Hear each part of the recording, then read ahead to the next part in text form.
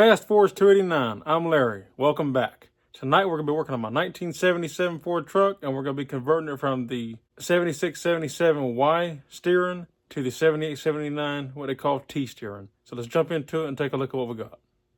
All right, so if we come underneath the truck and take a look, you can see here how our setup is now. This is what they call the Y steering. I'm assuming it's because it's kind of shaped like a Y. How you got the two Y's there and it comes down to one right there. So we're going to be converting from this setup here to the 7879 steering, which just has one tie rod that goes from one wheel all the way to the other, and then a drag link that hooks to the end of the tie rod and goes up to the Pitman arm. Okay, so here's a look at the parts that we're going to be installing. Now, I picked up all of this stuff from Jeff's Bronco Graveyard. Great supplier. I've dealt with them before and never had any complaints with anything I've ever ordered from them. So we're going to take a quick look. This right here is your passenger side tie rod end. So this hooked to the passenger side tire and goes all the way over, obviously. There's the part number for that if you want it. And this is the driver's side tie rod end here. And all these are greasable. They all have grease fittings for them. See, so here's got a grease fitting. I haven't put them in yet, but it's got it. And for the driver's side, there's the part number for that. And then we'll come back to this. This is the adjusting collar sleeve, and I'm assuming this is a retainer because I'll show you after I get it assembled. But I think this is a retainer that goes on here, and it's you got this piece here, I guess, that enables it, or should I say allows it, like if you're off-roading a lot and this gets loose somehow, it will not back all the way off as long as you have that on there, I'm assuming. I guess that's how it works. Then, of course, you have your drag link. This hooks to the Pitman arm, and that's where your shock absorber will go for your stabilizer. Then, okay, Pitman arm goes all the way down, and then this end here would hook in right here. So, and that's the complete setup. Then you do have to change the Pitman arm as well. See here, it says 73 to 79 truck. It is 73 to 79. If you want to do the 78, 79 steering, then you need this. It fits 73 to 79. And then you got 78, 79 Bronco, obviously. And there's the part number for that. See, BroncoGraveyard.com. And so I got the stock height, or stock, because they had drop Pitman arms and all. This is the stock. That's why it says stock there. And that's because I have a stock ride height on my 4x4. It is not lifted. So these are all the parts. The only thing that I'm not really I forgot to show you the part number for the drag link.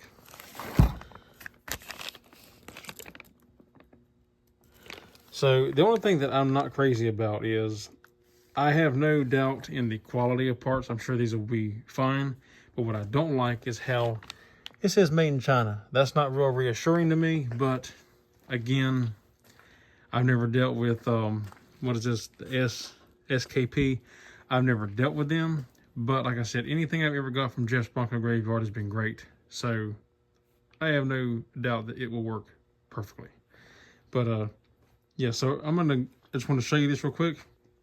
This is the complete setup that you will need to convert your 73 to 77 to the 78, 79 steering linkage setup for a 4x4 or replacement parts for 78, 79.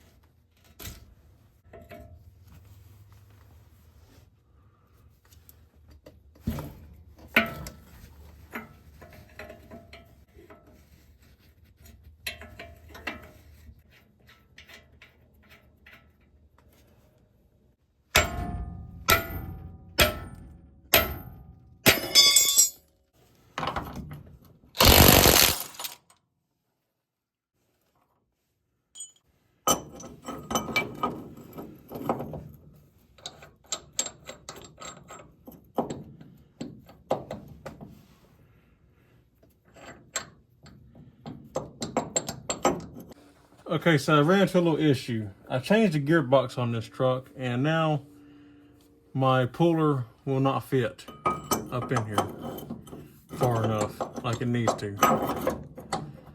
So it's a little bit of an issue. I don't know why it won't go all the way exactly, but not a big deal because I even modified my puller a little bit, but I don't want to keep taking it down and end up weakening this. So what I'm going to do instead is I'm just going to loosen the gearbox so it kind of pivot over some and then pull this off, because once I put the other Pitman arm on here, I'll never have to take it off again anyway, because I said the ball joint being made to the Pitman arm, it'll be made to the drag link, so it's not a big deal.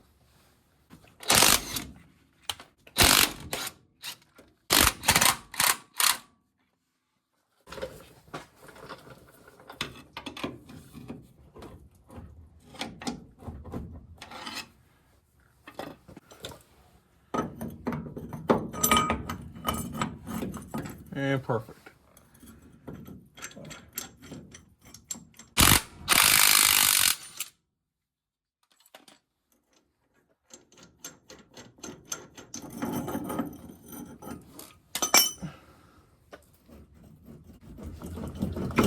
Now that's out of the way, we can tighten the gearbox back down.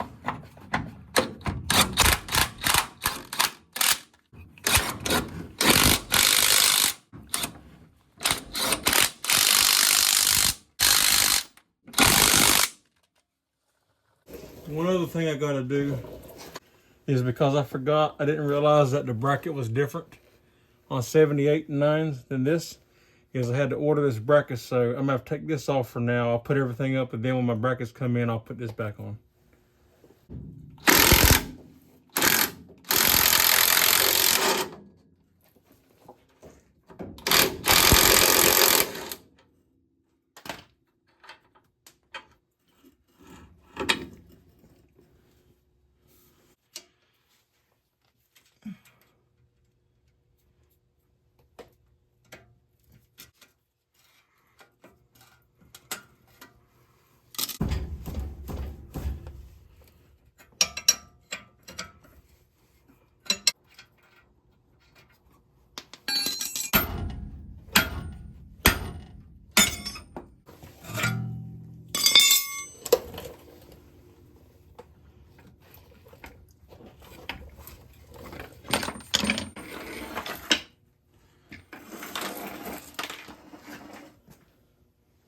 There was one thing that I was wanting to show real quick in comparison to.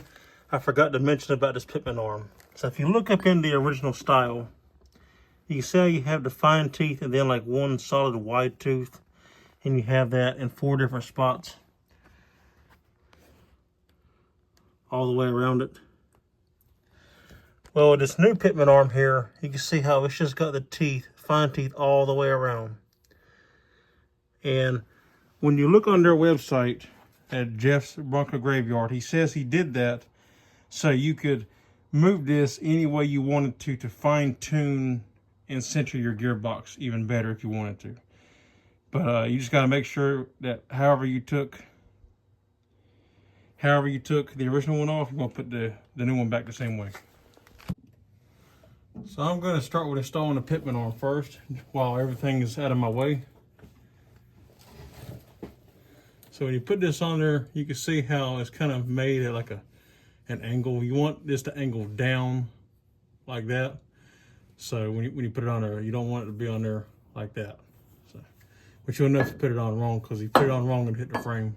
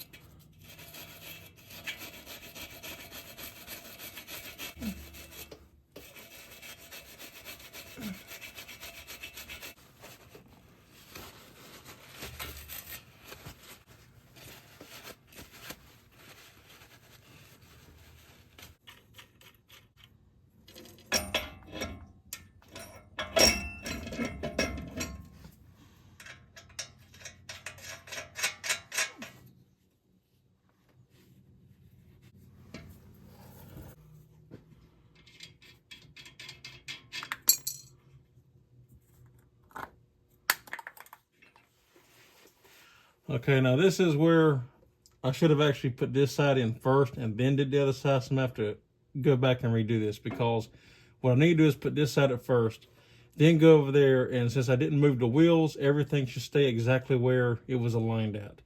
So basically all I got to do is put this in, put the nut on it, tighten this side down, go to the other side, and then adjust the adjustment collar until I get the other side to line up.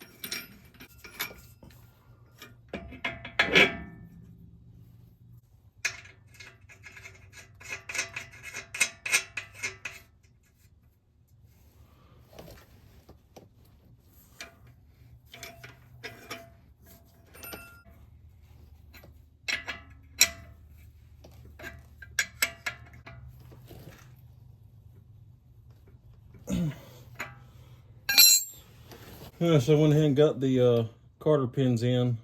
The two tie rods are tight in, so now we can put the drag link in.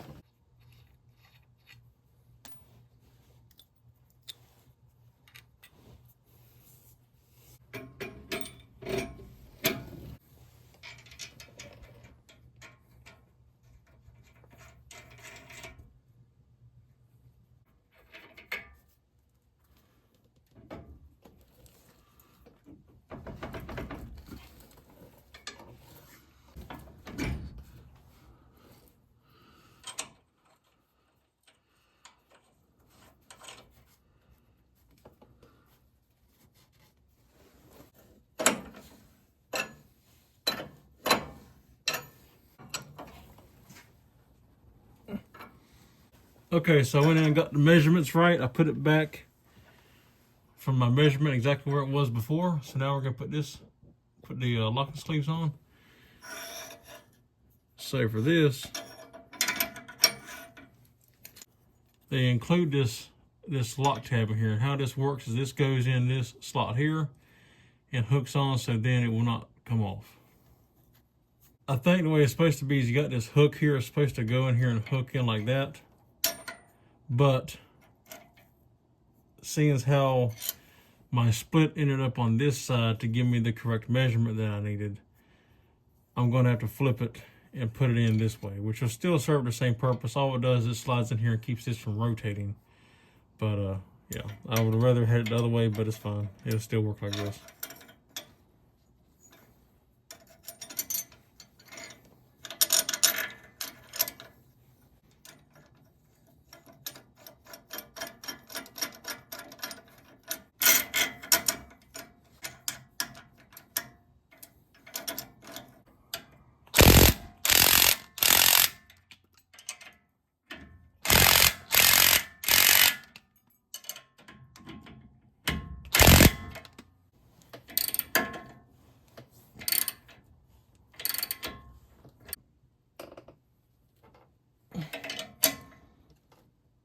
Okay, so I did a few things off camera just to go and get things buttoned up. So last you saw me tighten this up, that's tight, that's good to go. Everything is now adjusted. I got my measurements right, so I have, that hooked up, it's tight. The drag link is hooked up and it's tight. And all that, I got my Carter pins in. And I greased everything. One hand went around and greased everything, so that's good to go. One thing I wanted to touch on, I don't know why. You notice that my castle nut is upside down. The reason why is I don't know if that, because this aftermarket piece is maybe thicker than an original one. I don't know, because I don't have an original to compare it to. Or if the shaft or the shank on this ball joint is actually just too short, because the hole is right here, as you can see. when I flipped the nut around and tried to put it on normal, the hole would not even come close to lining up, like not even close. If it was close, I could have cut the notch down a little bit further. I thought about doing that, but I didn't want to do it because I was afraid it might compromise the nut and maybe possibly crack, and then the nut just fall off, and then that's no good. So what I ended up doing, I even tried different nuts. It's the same thing. So what I ended up doing was I just flipped it upside down because the hole lined up perfectly when I did that. It is tight. I torqued it down with the nut facing the right way, then took it back off, flipped it around, put it back on here, tightened it back down again, and then put the cotter pin in, and you can see how the threads are at the top. So it is utilizing the full threads of the nut all the way. So it's solid as a rock. It's not going to come off. And doing it this way, it still serves the same purpose as if it was flipped around the other way. It's holding the ball joint in, which the taper press fit is what actually holds it. The nut is just to make sure that it doesn't come loose. And then the cotter pin still lines up with the hole so the nut can't back off. So it'll work. It's just not exactly right. But no big deal. That turned out. So we got everything taken care of. The only thing left to do now is we need to put my stabilizer or my steering dampener on. So I ordered some brackets from Jeff's Bronco, so let's go take a look at that, and then we'll put it on. Also, one last thing I want to note is this is important. Okay, so if you lift your truck, then this is something you need to pay attention to. You can see how my stabilizer tracker bar and my drag link are in the same plane. They're roughly the exact same, see, they're at the exact same angle pretty much. This is important. When you lift a truck and it lifts it up, it could throw this out of whack, which is why you have to get aftermarket steering parts or drop down Pitman arm or do whatever you got to do, because what you want to do anytime, you basically, what I'm trying to say is you want your drag link and your tracker bar to be in the same plane. You want them to be at the same angle all the way. You want them to be even. So if you lift a vehicle, you want to make sure that they line up and they're the same angle once again. That's very important. Okay, so this is what I ordered. Now, this is the brackets. That's the part number. Again, from Jeff's Bronco Graveyard. 7879 Bronco F150 steering stabilizer brackets. And here's the brackets. And I got to say, this is a very nice looking unit. I'm very pleased with it.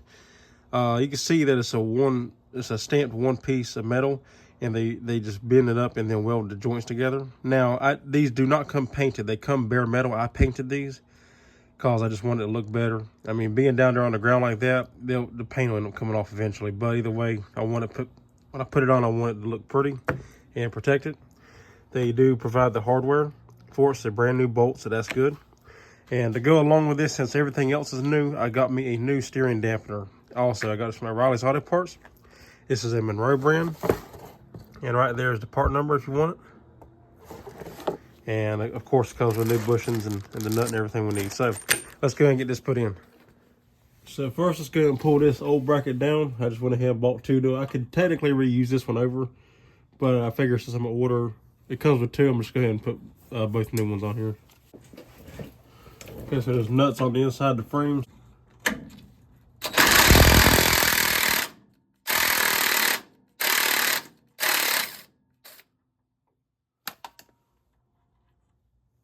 Okay, so I just realized that these bolts are bigger than what come in here. And since there's nuts on the inside of the frame you have to use, I don't have a nut that'll fit this right now. So we'll have to come back to this at a later date. So for now, I'm gonna go ahead and put my new stabilizer bar up. I'll go ahead and put the bracket. I'll go ahead and put the bracket on this piece here, and then worry about the other one at a later time. So let's grab our bracket and our new bolts.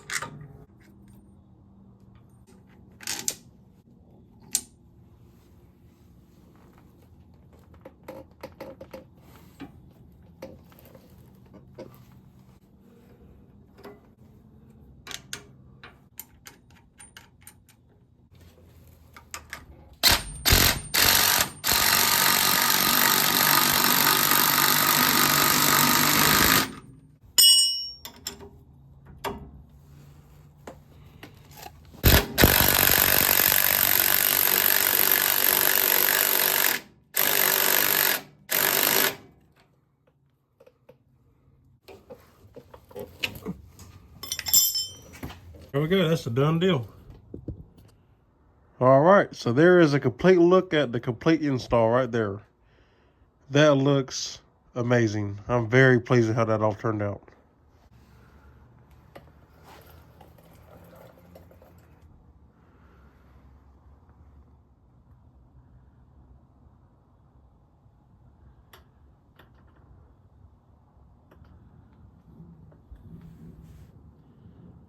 Now there's only one thing left to do to complete this, because this is annoying. I need to pull my steering wheel off and move it, because when you change front end suspension parts, even though I put the toe in back exactly where it was with new parts, there's a possibility that your steering wheel may move, which mine was a little bit off to begin with anyway. So I'm gonna go ahead and straighten this out, and then we'll come back after that. All right, and that is done. Only thing left to do now is go test drive it and see how she drives. All right, I'm back from test drive, and it drives great. This is a good conversion to do. I'm very happy with how it turned out. I'm pleased with it. It responds quicker now. It drives better. It steers easier too, honestly. So I don't know if it's just that better of a setup that it makes that big a difference, or this tire rods were a little worn out, the ones I took out. So maybe that's all it was. But either way, I'm glad to have it done. And yeah, truck's beautiful, drives beautiful now. So anyway, that's all there is for this video. If you like the video, give me a thumbs up. I'd appreciate it. If you're not subscribed, consider subscribing. I'd appreciate that as always. And if you have any questions, comments, or concerns, leave them in the drop box down below. So that's all there is for this one. Until next time, I'll see you on the next one. Take care.